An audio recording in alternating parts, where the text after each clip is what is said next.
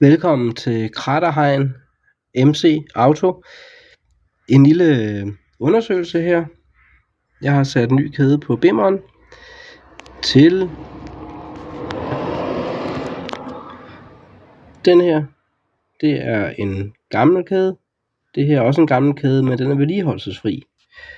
Og man kan se, når vi kører herhen af, at kædeforlængelsen på vedligeholdelsesfri kæder er minimal, hvorimod på almindelige smørekæder, der er en væsentlig forlængelse af kæden. Den her har kørt 22.000, og den her har kørt 26.000. Så hermed konstateret, at vedligeholdelsesfri kæder, de er bedre efter min mening.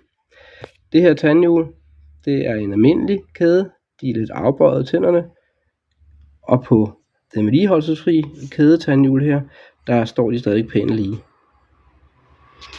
Yes, tak fordi I så med her i Gerners Garage. Kan I have en god aften. Hej hej.